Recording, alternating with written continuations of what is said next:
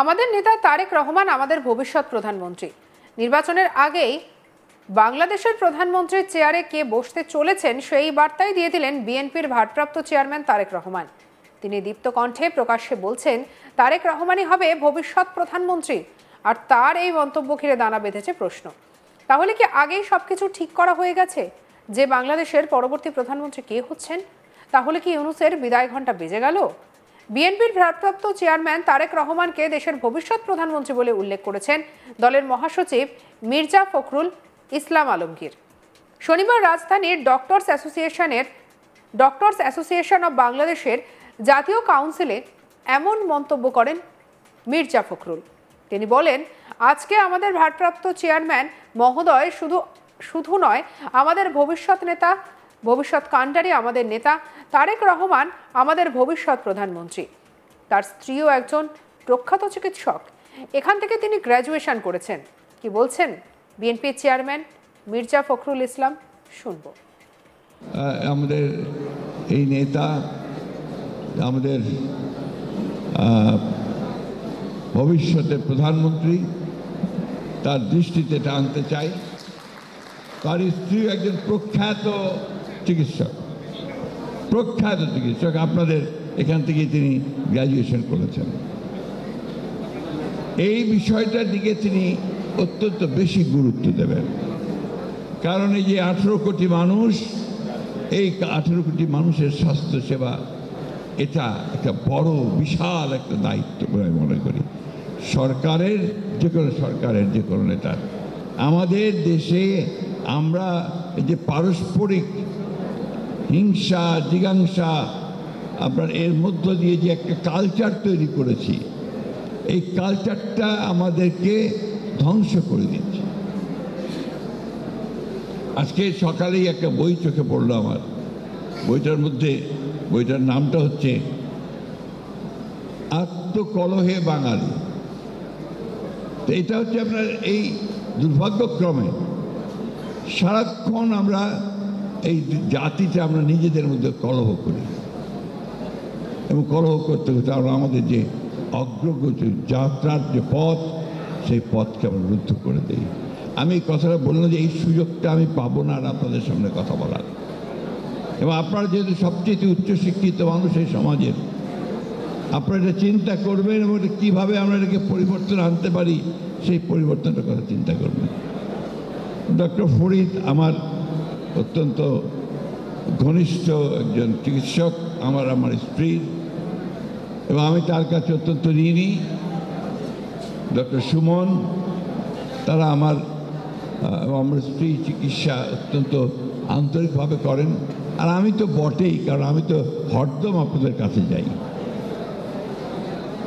কিন্তু উনি আমাকে বলছিলেন যে উনি যে বিষয়টার উপর এখানে বিশেষজ্ঞ বিলাত থেকে এসে এখানে উনি ক্যান্সারের ওপরে কাজগুলো করতে চান, সেই কাজগুলো করতে পারছেন না।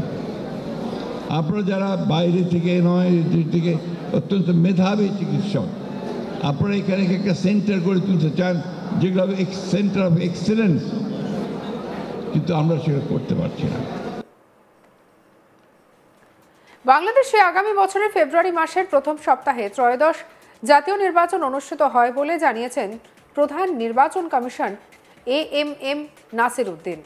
শনিবার বিকেলে তিনি একথা জানান। সিইসি বলেন, বর্তমানে আইন শৃঙ্খলা পরিস্থিতি ভালো, আরও উন্নতির দিকে যাচ্ছে। আমরা চাই যাতে শান্তিপূর্ণ এবং নির্ভয়ে মানুষ পছন্দের প্রার্থীকে ভোট দিতে পারেন। মানুষ ভোট কেন্দ্রে যাওয়া ভুলে গেছে, তাদের ভোট কেন্দ্রে যাওয়া নিয়ে নির্বাচন কমিশনের চ্যালেঞ্জ, এজন্য সচেতনতার প্রয়োজন রয়েছে। সিইসি বলেন, এবারে নির্বাচনে কাউকে বিশৃঙ্খলা করার কোনো সুযোগ দেওয়া হবে না। যে কেউ অরাজকতা করার চেষ্টা করলে তা কঠোরভাবে প্রতিরোধ করা হবে। নির্বাচনে কেউ একজন গোলমাল করলেও বা বিশৃঙ্খলা করার চেষ্টা করলেই সঙ্গে সঙ্গেই ওই কেন্দ্রের ভোট স্থগিত করা হবে না। প্রপার তদন্ত করে দেখা হবে, তারপর প্রমাণ পেলে ব্যবস্থা নেওয়া হবে। এবার আইন শৃঙ্খলা বাহিনীর কঠোর অবস্থান থাকবে, কোনো ধরনের অরাজকতা কাউকে করতে দেওয়া হবে না। সিইসি আরও বলেন, নির্বাচন অনুষ্ঠানের জন্য আমরা সব প্রস্তুতি গ্রহণ করছি। আশা করছি জনগণ তাদের পছন্দের প্রার্থীকে ভোট কেন্দ্রে এসে ভোট দেবেন। কি বলছেন নির্বাচন কমিশনার AMS নাসির উদ্দিন। শুনব। আমরা যথাসম্ভব পরিবর্তন করে ফেলবো। আমরা নিউ সেট অফ পিপলকে এনগেজ করার চেষ্টা করব।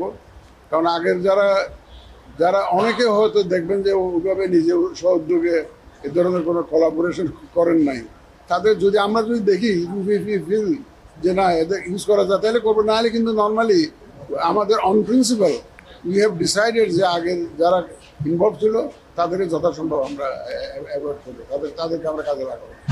আমি এসেছিলাম মূলত আজকে সকালে, তো আমাদের ইলেকশন কমিশনের অফিসারদের সাথে মিট করেছি।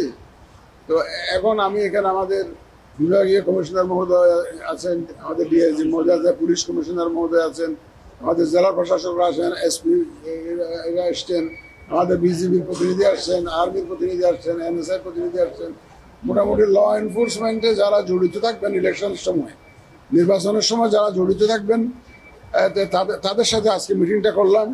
মিটিং করে এই এলাকায়, রংপুর এলাকায় আমাদের সিচুয়েশনটা অ্যাসেস করলাম যে কীরকম কী অবস্থা আছে, আইনশৃঙ্খলার পরিস্থিতি কীরকম, ইলেকশনের সময় কী কী চ্যালেঞ্জ আসতে পারে এই এলাকায়, ওনাদের বক্তব্য শুনলাম।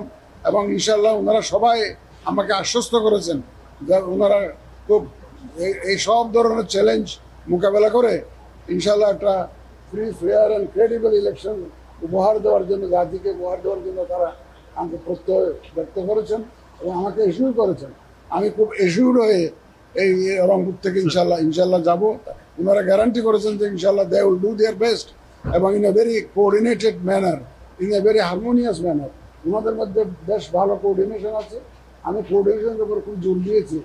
তো সুতরাং ওনারা in a coordinated manner they will work together as a team এবং যাতে করে একটা সুন্দর নির্বাচন জাতিকে উপহার দেওয়া যায়। তো ওনারা আমি আশ্বস্ত হয়ে যাচ্ছি ইনশাল্লাহ। তাই ইনশাল্লাহ আপনাদের সহযোগিতা থাকবে, আপনাদের সহযোগিতা করবেন। আমি সকালে অ্যাপিল করেছি আপনাদেরকে। কত মাসের মাঝে ইলেকশন তো ফেব্রুয়ারির প্রথমার্ধে হবে ইনশাল্লাহ, নেক্সট ফেব্রুয়ারির প্রথমার্ধে হবে। ফার্স্ট অফ অল তো বিশৃঙ্খলা করার সুযোগ দিতে থাকবো না, বিশৃঙ্খলা করতে দেওয়া হবে না, নাম্বার ওয়ান। আর এমনি ইচ্ছা করলো কেউ একটা গোলমাল করলো আর ইলেকশন কনস্টিটিউয়েন্সি ক্যান্সেল করে দেন, এমন তো না। প্রপার তদন্ত হবে, তো প্রপার তদন্ত হবে। যদি দেখা যায় যে আসলে ক্যান্সেল করার মতো তাইলে না হবে, তবে বিশৃঙ্খলা সৃষ্টি করার কোনো সুযোগ ইনশাল্লাহ এবার দেওয়া হবে।